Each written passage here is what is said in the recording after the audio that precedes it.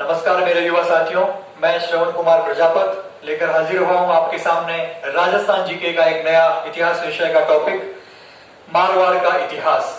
साथियों, क्लास शुरू करने से पहले मैं संक्षेप में अपने बारे में आपको जानकारी दे दूं। मैं श्रवण कुमार प्रजापत, राजस्थान प्रशासनिक सेवा जो RS 2012 की जो परीक्षा है उसमें ऑल ओवर राजस्थान में 564 रैंक पर मेरा चयन हुआ।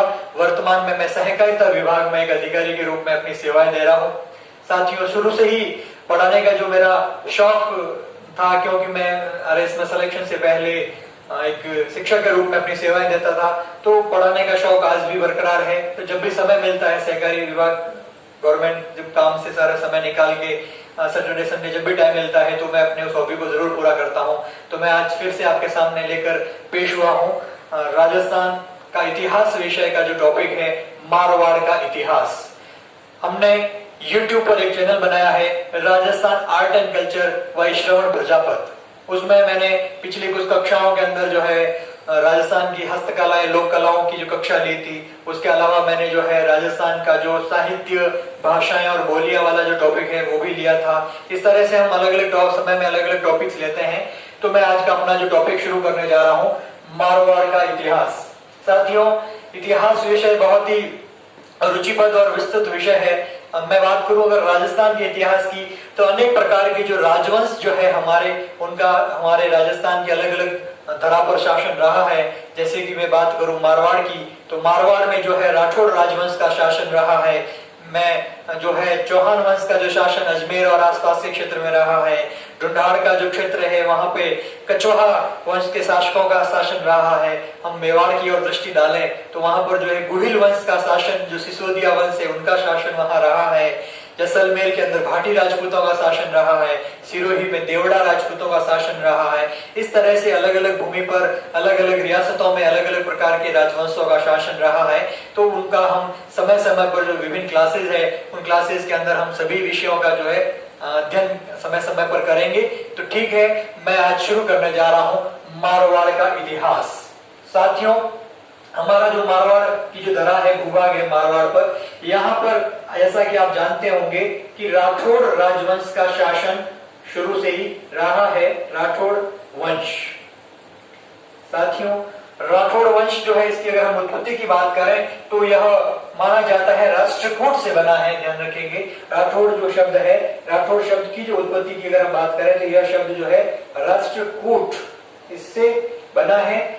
जो दक्षिणी भारत के अंदर इस राजवंश का शासन रहा था, फिर दक्षिण भारत से कन्नौज और कन्नौज से धीरे धीरे इस तरीके से ये राजवंश जो है, इसके महापुरुष राजवंश के जो शासक है हमारे राजस्थान में आए और यहाँ पर ये राजवंश की, राठौड़ राजवंश की नींव मारवाड़ में पड़ी। एक तरीके से मैं बात करता हूँ राठौड़ों का जो आदि पुरुष है उनके बारे में हम जानकारी लेंगे। मैं कुछ शासकों के नाम जो है बोर्ड पर लिखने जा रहा हूं, जिससे आपको जानकारी होगी कि हमारे राठौड़ राजवंश के प्रारंभिक शासकों के नाम क्या क्या किस तरह से थे। तो सबसे पहले मैं नाम लिख रहा हूं राठौड़ राजवंश का जो मारवाड़ में संस्थापक जिसे कह सकते हैं या आदि पुरुष जिसे हम कहेंगे, तो वो है राव सिंहा।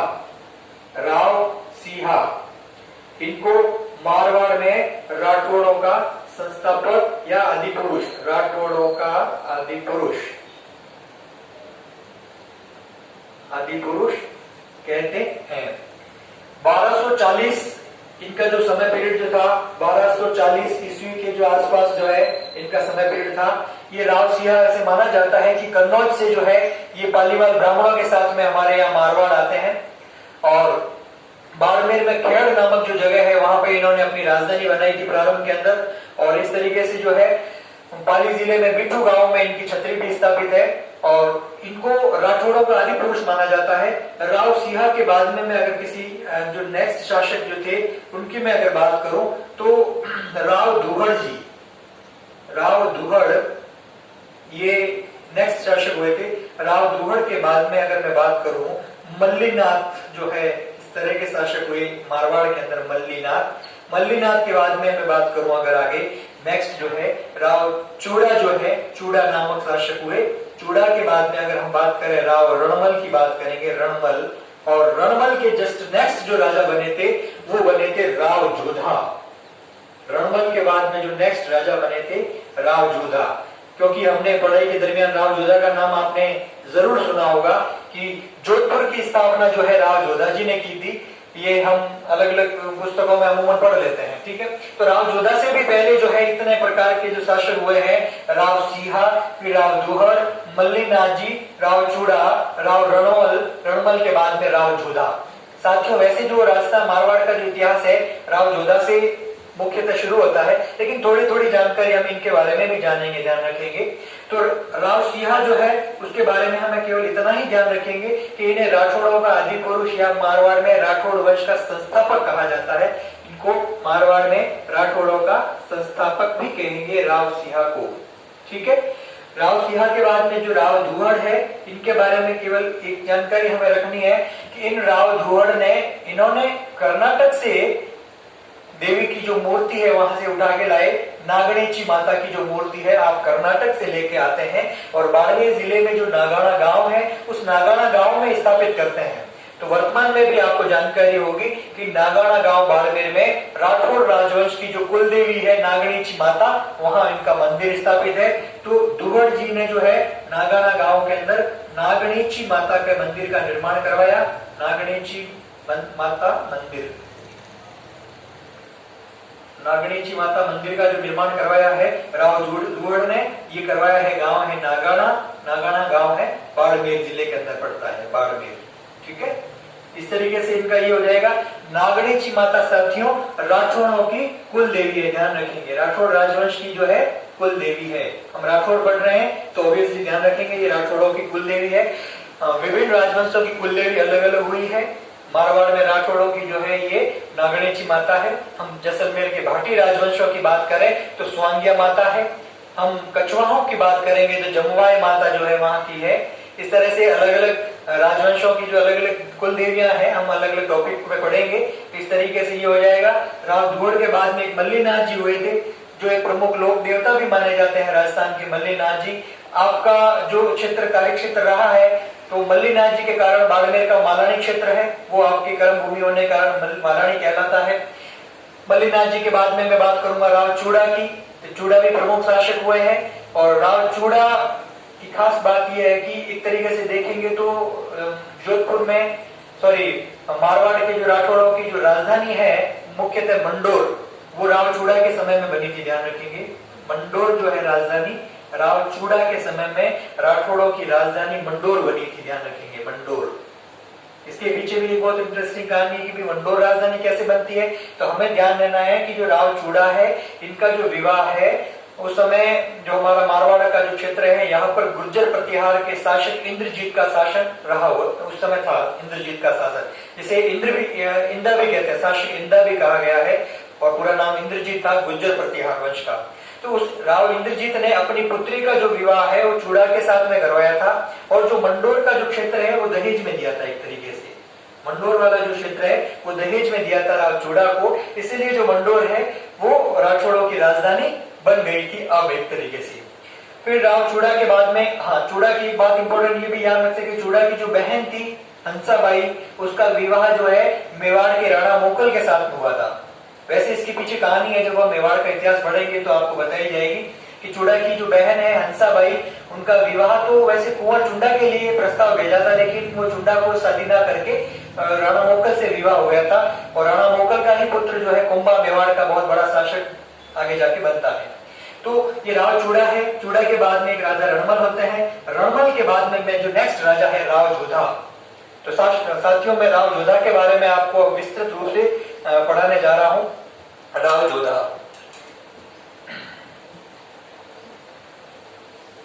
क्योंकि जोधपुर में राव जोधा से जो आगे की जो इतिहास है वो एक विस्तृत इतिहास दे रखा है।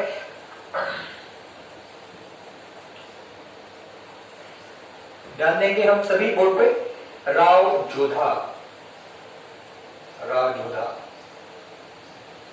साथियों जो प्रमुख बातें हैं राव जोधा की वो दो तीन चीजें हमें ये याद रखनी है कि जो हमारी सूर्य नगरी है, जो जोधपुर शहर है, इसकी जो स्थापना है, जोधपुर जो शहर बसाया है वो राव जोधा जी ने बसाया, जोधपुर शहर को बसाया। साथ ही इन्होंने 12 मई 1459 ईस्वी 12 मई 1459 ईस्वी को राव जोधा जी ने करणी माता के आशीर्वाद, करणी माता जो चारण समाज की कुलदेवी मानी जाती है, तो करणी माता के आशीर्वाद से करणी माता ने अपने स्वयं अपने हाथों से मेहरानगढ़ जो जोधपुर का दुर्ग है उसकी नींव रखी थी आपने 12 मई 1459 को। मेहरानगढ़ जोधपुर दुर्ग का नाम है मेहरानगढ़। इस दुर्ग की नींव जो है 12 मई 1459 को, वार शनिवार था, महीना अगर हिंदी में मैं अगर बताऊं आपको तो जेठ महीना था, शुक्ल पक्ष की 11 थी। तो उसमें 12 मई 1459 को मेहरानगढ़ की नींव रखी जाती है। राव जोधा जी ने करणी माँ के आशीर्वाद से, वो स्वयं उपस्थित थे, उन्होंने अपने हाथों से नींव रखी मेहरानगढ़ दुर्ग की। इस तरह से ये दुर्ग का निर्माण शुरू हुआ और जोधपुर शहर स्थापित किया गया। साथियों, इस दुर्ग को जो है मेहरानगढ़ के साथ साथ में मयूर ध्वज भी कहते हैं। मयूर ध्वज, मयूर ध्वज, मयूर ध्वज कहने के पीछे इसका कारण यह है कि मोर या मयूर के समान आकृति होने के कारण इसे मयूर ध्वज भी कहते हैं। और जो इनकी शास्त्रों में और जो इनकी जो ग्रंथ है, ग्रंथों में इसका नाम जो है गढ़ चिंतामणि भी मिलता है। गढ़ चिंतामणि, गढ़ चिंतामणि जो है वो भी इसका नाम मिलता है। इस तरीके का जो जोधपुर का ये जो दुर्ग है हमारा साथियों, 3 इसके नाम जो है गिने जाते हैं अलग तरीके से, मेहरानगढ़, मयूर ध्वज और गढ़ चिंतामणि। इंटरेस्टिंग चीज है कि ये दुर्ग जो है किस पहाड़ी पर बना है, अगर मैं बात करूं तो वो चिड़ियाटूक पहाड़ी पर बना है। चिड़ियाटूक, चिड़ियाटूक जो है उस पहाड़ी पर ये बना है दुर्ग। फिर चिड़ियाटूक पहाड़ी पर जो है चिड़ियानाथ जी एक ऋषि हुआ थे, महाराज हुआ करते थे चिड़ियानाथ जी, वो चिड़ियाटूक पहाड़ी पर तपस्या करते थे। इसकी एक किंवदंती है, कहानी है छोटी सी, कि जब राव जोधा जी जो है दुर्ग का निर्माण करवाने के लिए जब वहां गए तो उन्हें चिड़ियानाथ जी मिले। तो राव जोधा जी ने कहा कि भाई बाबा जी आप ये स्थान छोड़ दीजिए, यहाँ पर मैं किले का निर्माण करवाऊंगा। तो राव जोधा जी ने कहा कि भाई मैं ये जगह छोड़ कर नहीं जाऊंगा, आप किसी और जगह किले का निर्माण करवा दीजिए। तो राजा जो है इनसे नाराज हुए और इनको जबरदस्ती यहाँ से निष्कासित कर दिया गया। तो राजा जी ने इनको ऐसे कहते हैं श्राप भी दिया कि तेरा यहाँ किले का निर्माण नहीं बनेगा। तो फिर आगे जाकर इन्होंने, राजा ने माफी भी मांगी, क्षमा मांगी, और फिर एक ऐसा सुना गया है कि इस किले के जो है नींव में एक जीवित व्यक्ति की अगर समाधि दी जाएगी तो ये किला जो है लंबे समय तक, चिरकाल तक बना रहेगा।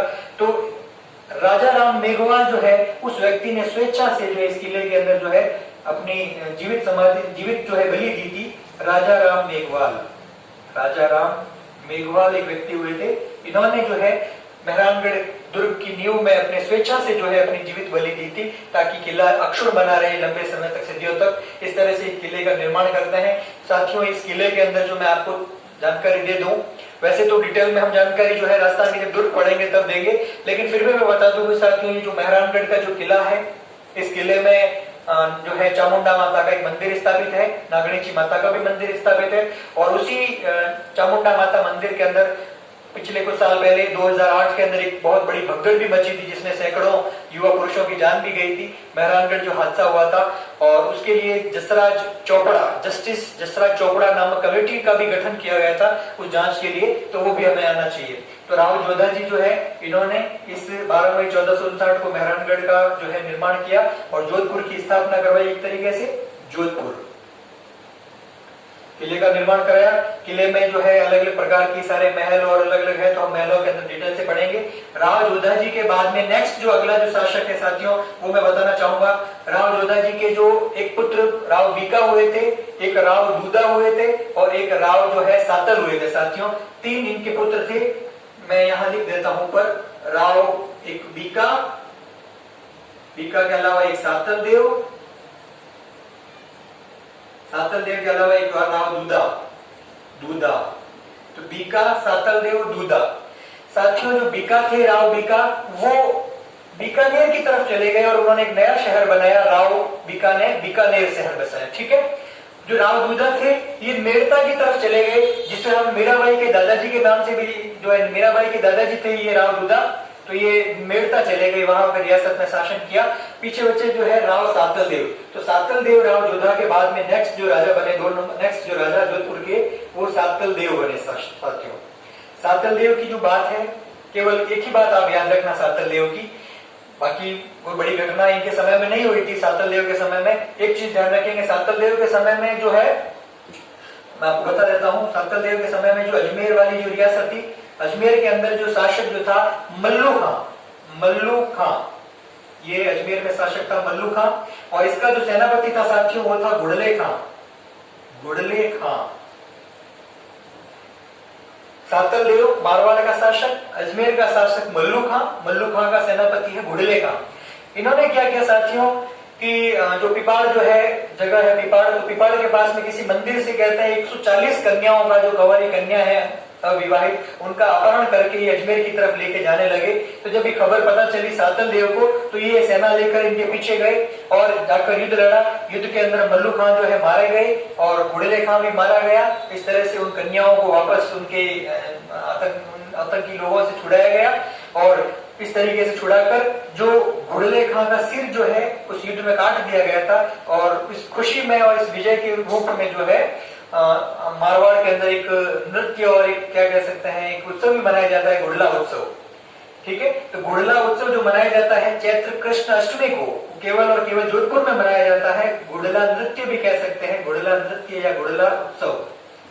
तो घुड़ला उत्सव इस घुड़ले खां की मृत्यु के पीछे एक कहानी जुड़ी हुई है। जब इसको मारा गया था तब ये घुड़ला नृत्य किया गया था। आज भी ये नृत्य हमारे ध्यान रखेंगे, चैत्र कृष्ण अष्टमी से शुरू होता है और मारवाड़ में प्रमुख रूप से किया जाता है। तो सातल देव के समय की ये प्रमुख घटना है। सातल देव के बाद में जो है आगे नेक्स्ट जो शासक हुए हैं वो हम पढ़ेंगे अलग अलग, जिसमें एक प्रमुख शासकों में राव गांगा और राव गांगा के बाद में राव मालदेव हुए। तो मैं राव गांगा को यहाँ आपको बता देता हूँ उसके बारे में, फिर नेक्स्ट जो है हम राव मालदेव के बारे में डिटेल से पढ़ेंगे। तो सातल देव के बाद में प्रमुख जो शासक हुए राव गांगा साथियों। तो राव गांगा की जो प्रमुख 2-3 चीजें हैं वो सुन लीजिएगा। राव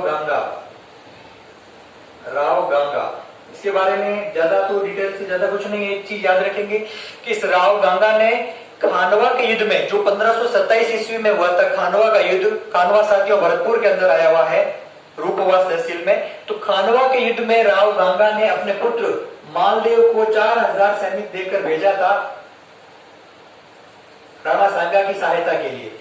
खानवा के युद्ध में, खानवा कई बार एग्जाम में पूछा गया है कि ये खानवा जो है कहाँ पे आया हुआ है, तो हमें ध्यान होना चाहिए खानवा जो है भरतपुर के अंदर आया हुआ है, भरतपुर में आया है। और इस खानवा का जो युद्ध हुआ था 1527 ईस्वी में, इस युद्ध के अंदर जो है राव गांगा ने अपने पुत्र मालदेव को राणा सांगा की सहायता के लिए भेजा था। राणा सांगा जो है इसकी सहायता के लिए भेजा गया था। ठीक है, तो नेक्स्ट जो है गंगा के बाद में नेक्स्ट आएगा शासक मालदेव। तो मालदेव को जो है हम हमारे नेक्स्ट इस YouTube क्लास के अंदर पढ़ेंगे। तो ये जो मारवाड़ का इतिहास का पार्ट नंबर 1 जो था साथियों, नेक्स्ट क्लास में मैं राव गांगा के बाद में राव मालदेव जो है इसके बारे में मैं नेक्स्ट क्लास आपके पार्ट 2 में लूंगा।